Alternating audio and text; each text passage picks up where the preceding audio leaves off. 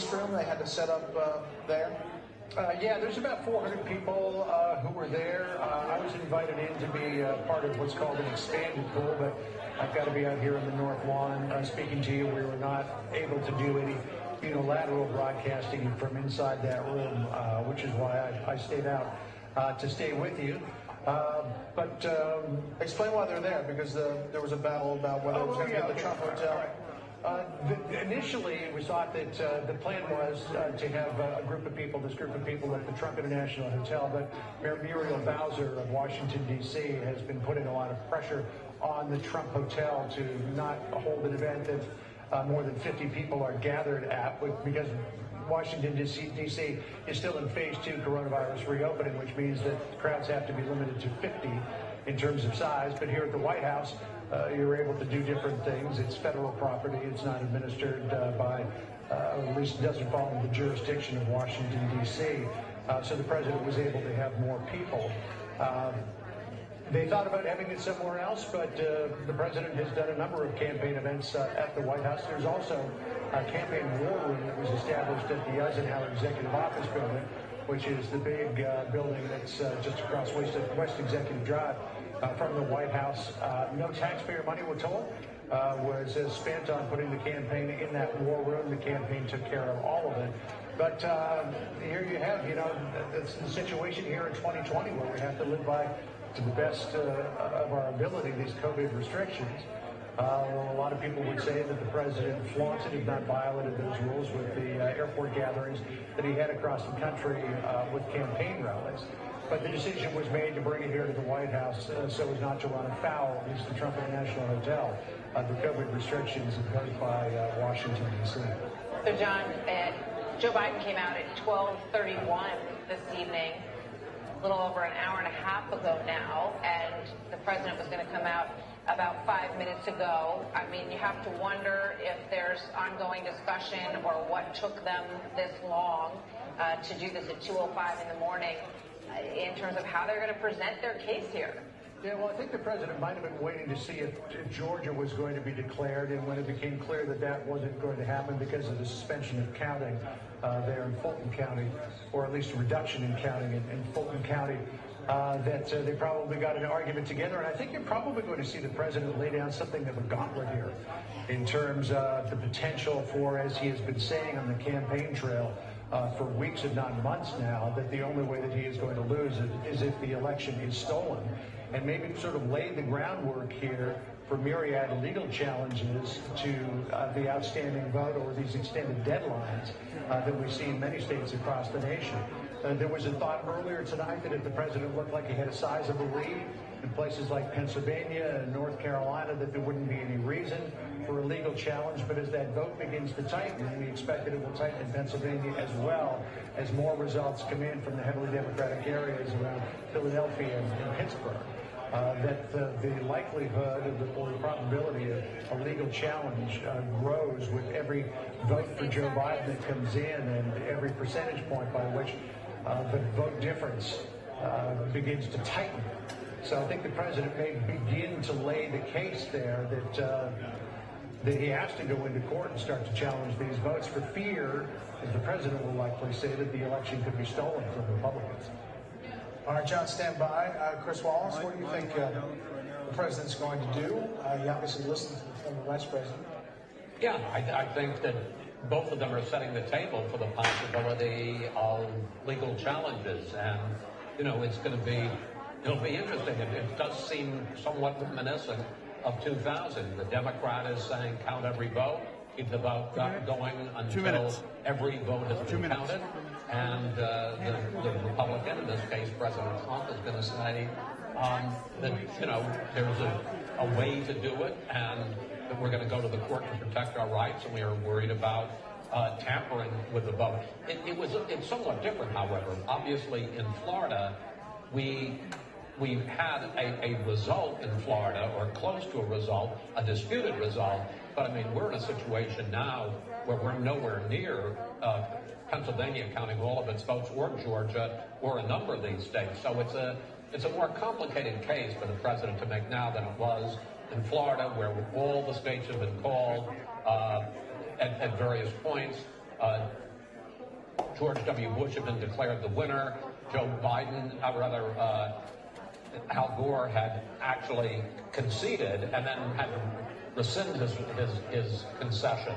And of course, the famous line where Gore said, "You don't have to be snippy about it." So, I mean, this is going to be a more complicated and tougher case for this president to make than it was for George W. Bush. And it's going to be excruciating for the country. Well, I think it'll be, so divisive in terms of, you look at the comparison. Let's take a state like Pennsylvania. You look at the rural counties in the middle versus, the counties that are strong Democratic counties, Pittsburgh, but also around that Philadelphia area. That's one level of division. But I think you also have to keep in mind, in a place like Georgia, you're looking at votes around the Atlanta area, heavily minority votes. In Pennsylvania, again, we're looking at votes concentrated in the Philadelphia and Pittsburgh area. Again, specifically in Philadelphia, heavily minority votes.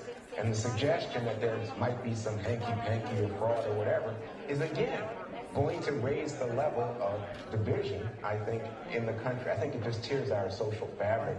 Let me hold on one second. We have under 2 minutes now before the president, but we do have a call to make. The decision desk is now calling the Montana Senate race for the incumbent, Steve Daines, Republican against Steve presidential candidate at one time, ran for Senate. This was supposed to be a Democratic pickup. This is a big hole for Republicans, and you see the 46-47, it's only Democrats +1. Remember, they have to have net +4 to take over control. We're getting to the point, if you look to Michigan, if you look to Purdue and Georgia, if he stays over 50%, that we may, this morning, be able to say that Republicans are going to hold on to control in the U.S. I was just going to say, if you want a pretty good idea what the president's going to say, I just got a fundraising appeal from the Trump-Pence campaign breaking. Democrats plan to steal the election. We're emailing you now to ask you to step up one last time and defend the president. The Democrats will steal the election. We can't let them get away with it. So we are in full-scale 2000 litigation, and they're raising money to begin a legal effort to stop vote counting in various places and to say that the Democrats are stealing the election. But I should point out, finishing my Senate thought, that Tom Tillis has already declared victory in North Carolina. We have not called that race, but he has declared victory down there. It's lining up that Mitch McConnell, after his victory tonight, will continue to be Senate Majority Leader and not minority. And it's worth pointing out that What 2000 proved was we have institutions and procedures for settling these kinds of disputes. They held up then, took a long time, a lot of different courts at many levels, ended up in the Supreme Court, but it was handled. We're designed, we have checks and balances and processes. They worked then, my guess is they'll work now. They'll work now, and in the end, people by and large will accept it. At least they won't refuse to accept it any worse than they refused to accept Donald Trump's clear victory 4 years ago. I might also add about 2000, by the way, that the slogan of the Democrats was, we want to count every vote. But they didn't really want to count every vote. They wanted to count votes and keep counting votes in parts of Florida where they believed they would pick up votes. They didn't want to count anywhere else.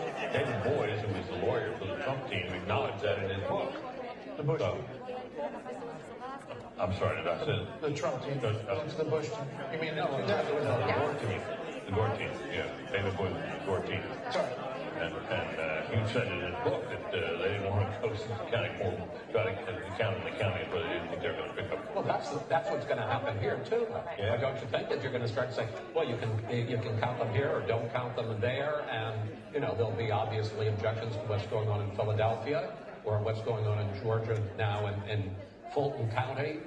I wish I were as optimistic as you, and certainly I don't think the country's going to come apart about it. But that's what I'm saying. This is the last thing the country needs. I mean, so many people are close to a political nervous breakdown, and it seems to me this is going to put us closer to the edge of that.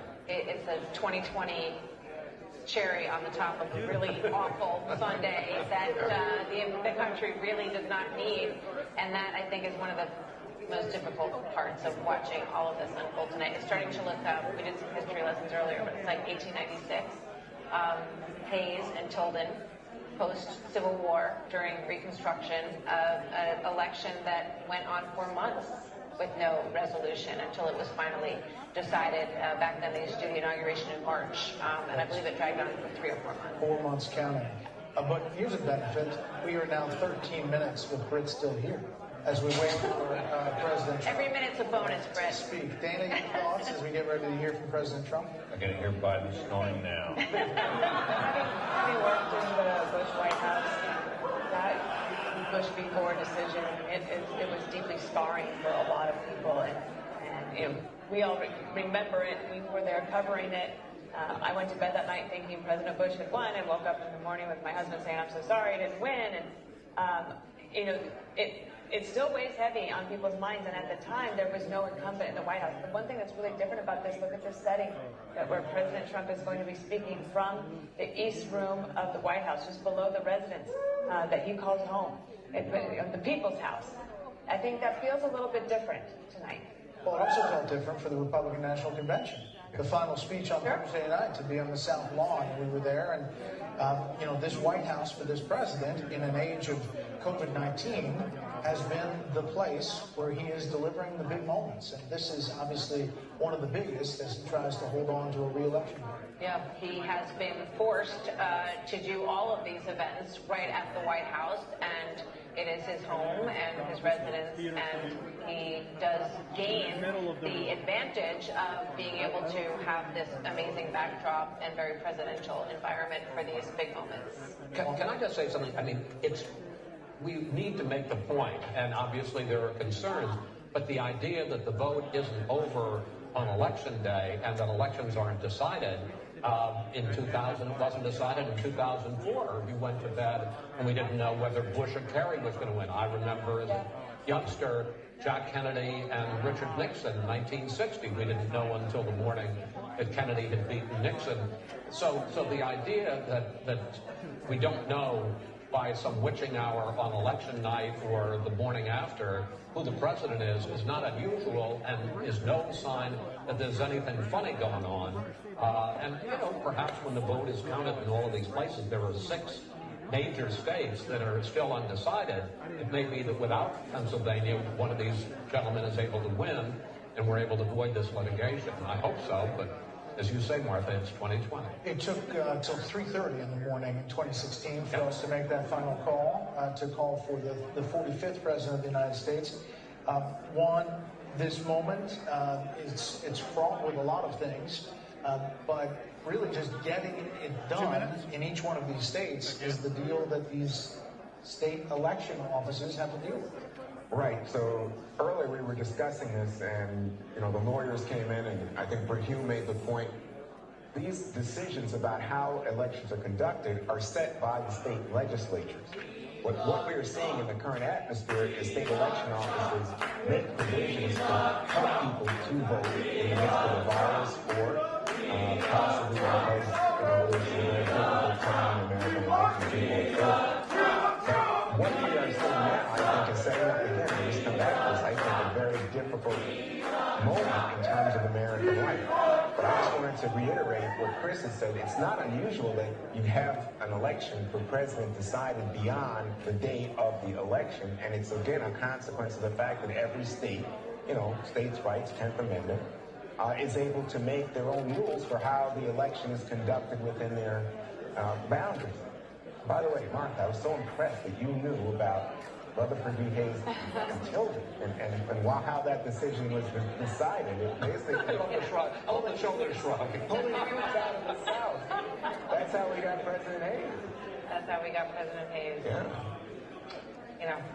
And that's it. Awkward pause. Congratulations, President Hayes. Publicly. Can I also say we planned about 20 minutes and 2-minute warnings for the president? I imagine he has the way that he wants to say things, and the lawyers have a way that they want him to say things. So that's why you got the teleprompters there, because you don't want him to say something that is going to be used against him in court if this does go to any sort of a court situation. So you're saying this is not a three-wheel operation? This is not a rally. I would say that. Yeah, that's an interesting thought.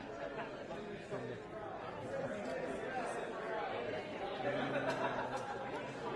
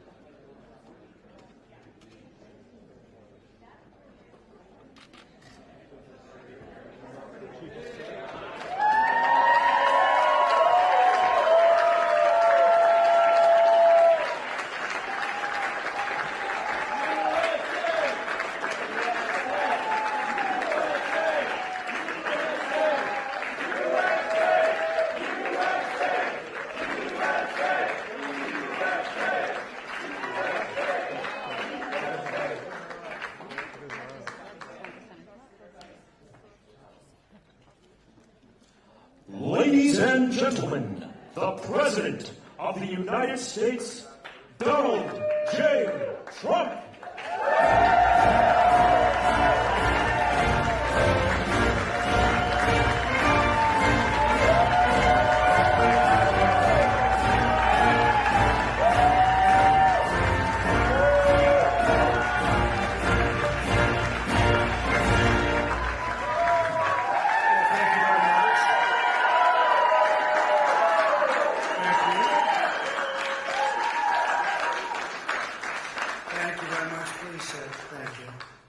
This is without question the latest news conference I've ever had.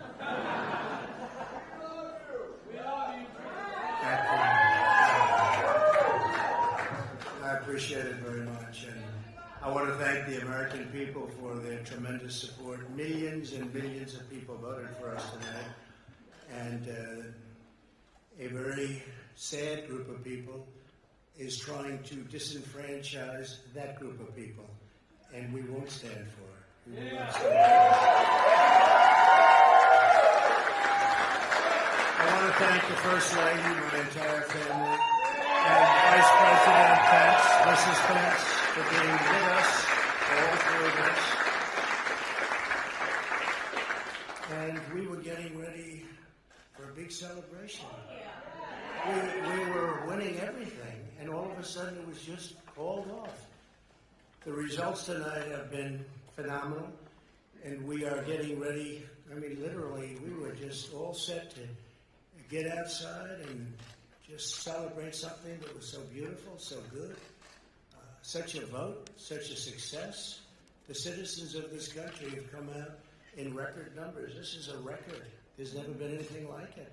To support our incredible movement, we won states that we weren't expected to win. Florida, we didn't win it. We won it by a lot. We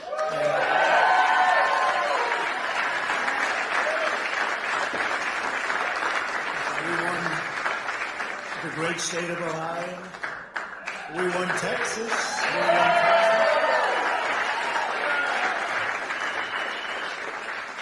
We won Texas by 700,000 votes, and they don't even include it in the tabulations. It's also clear that we have won Georgia. We're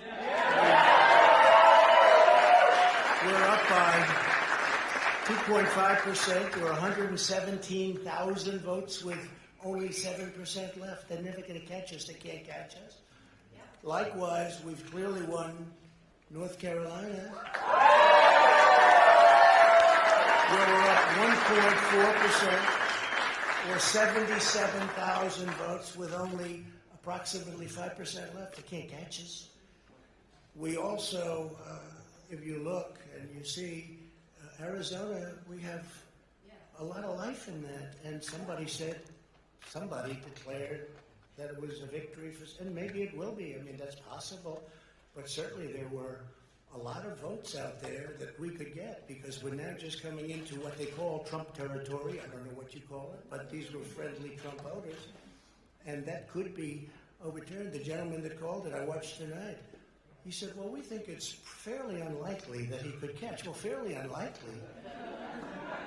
And we don't even need it. We don't need that. That was just a state that if we would have gotten it, it would have been nice, Arizona. But there's a possibility, maybe even a good possibility. In fact, since I saw that originally, it's been changed, and the numbers have substantially come down just in a small amount of votes. So we want that, obviously, to stay in play. But most importantly, we're winning Pennsylvania by a tremendous amount.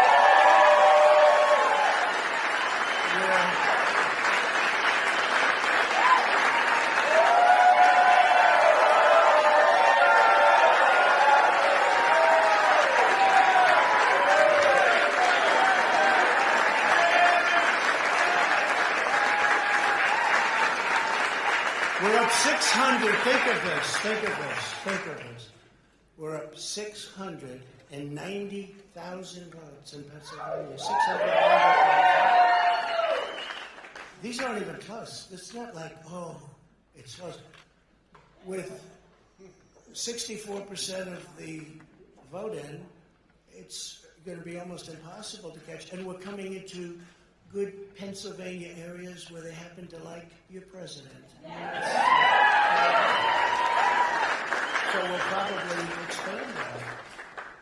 We're winning Michigan, but I'll tell you, I looked at the numbers. I said, whoa. I said, wow, that's a lot. By almost 300,000 votes. And 65% of the voters in it. And we're winning Wisconsin. So we're winning. We don't need all of them. We need, because when you add Texas in, which wasn't added, I spoke with the really wonderful governor of Texas just a little while ago, and Greg Abbott, he said, congratulations. He called me to congratulate me on winning Texas. I mean, we won Texas. I don't think they finished quite the tabulation, but there's no way. And it was almost complete, but he congratulated me. Then he said, by the way, what's going on? I've never seen anything like this. Can I tell you what? Nobody has. So we won by 107,000 votes with 81% of the vote. That's Michigan. So when you take those three states in particular, and you take all of the others, I mean, we have so many. We had such a big night. You just take a look at all of these states that we've won tonight, and then you take a look at the kind of margins that we've won them by. And all of a sudden, it's not like we're up 12 votes and we have 60% left. We won states, and all of a sudden, I said, what happened to the election? It's off. And we have all these announcers saying, what happened? And then they said, oh, because you know what happened? They knew they couldn't win. So they said, let's go to court. And did I predict this, Newton? Did I say this? I've been saying this from the day I heard they were going to send out tens of millions of ballots. I said exactly, because either they were going to win, or if they didn't win, they'll take us to court. So Florida was a tremendous victory. 377,000. Texas, as we said. Ohio, dig this. Ohio, a tremendous state, a big state. I love Ohio. We won by 8.1%, 460, almost 500,000 votes. North Carolina, big victory with North Carolina.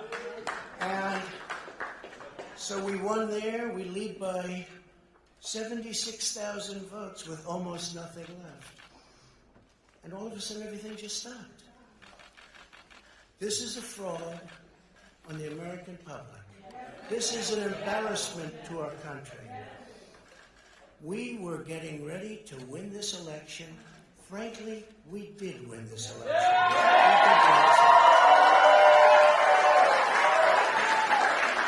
So our goal now is to ensure the integrity for the good of this nation. This is a very big moment. This is a major fraud in our nation. We want the law to be used in a proper manner. So we'll be going to the U.S. Supreme Court. We want all voting to stop. We don't want them to find any ballots at 4 o'clock in the morning and add them to the list. Okay? It's a very sad moment. To me, this is a very sad moment, and we will win this. And as far as I'm concerned, we already have one. So I just want to thank you, and I want to thank all of our support. I want to thank all of the people that worked with us, and Mr. Vice President, say a few words, please.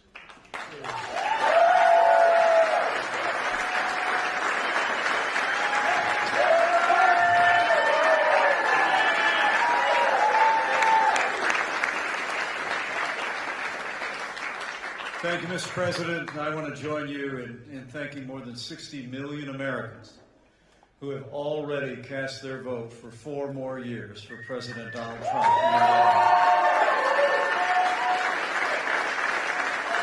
And while the votes continue to be counted, we're going to remain vigilant, as the President said. The right to vote has been at the center of our democracy since the founding of this nation, and we're going to protect the integrity of the vote. But I really believe with all of my heart, with the extraordinary margins, Mr. President, that you've inspired in the states that you